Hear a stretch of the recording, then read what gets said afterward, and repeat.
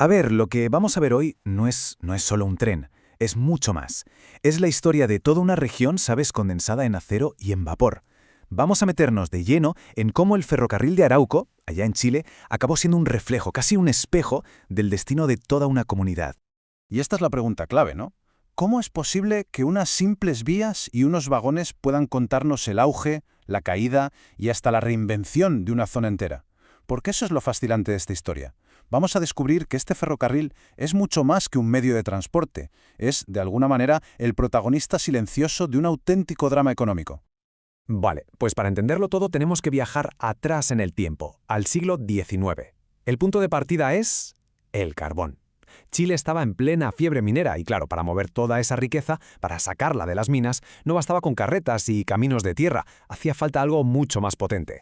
Hacía falta, literalmente, una arteria de acero.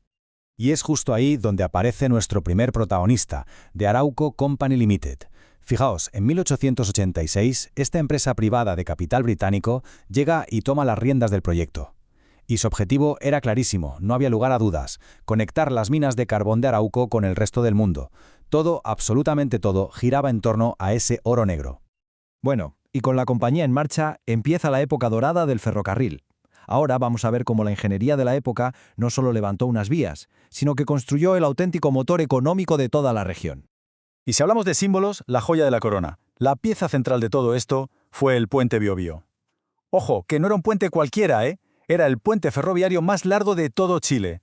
Una declaración de intenciones, vamos. Un símbolo de poderío industrial en toda regla. Es que, a ver, hay que imaginárselo. 1889 metros de acero puro, cruzando el río. Para la época, eso era una obra de ingeniería colosal. Unía la ciudad de Concepción con el mismísimo corazón minero de la zona, Coronel y Lota. Y aquí viene un dato curioso, de estos que parecen de película. La longitud del puente, 1889 metros, coincide con el año en que se inauguró, 1889. Es una de esas casualidades que, hacen que la historia se te quede grabada. Pero claro, el puente era solo la parte más visible. La línea entera fue una proeza, una obra hecha por y para mineros. Tuvieron que abrirse paso por un paisaje súper complicado, excavando hasta 12 túneles, más de 2 kilómetros de vía bajo tierra. Era una ruta preciosa, sí, pero también un desafío constante. Y poco a poco fue como una red que iba absorbiendo las pequeñas vías mineras que estaban aisladas, unificando así toda la región. Y si a alguien le quedaba alguna duda sobre para qué se construyó este ferrocarril, los números hablan por sí solos. Fijaos en la diferencia. Para personas, apenas 17 coches de pasajeros. Y para carbón, pues nada menos que 550 vagones de carga.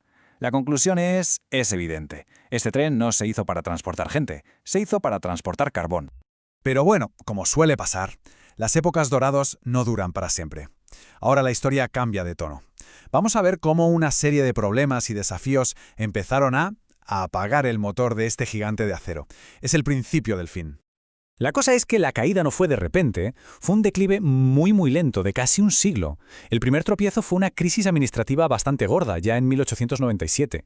Luego, en los años 40, el mundo empezó a cambiar, surgieron nuevas fuentes de energía y el carbón empezó a quedarse atrás.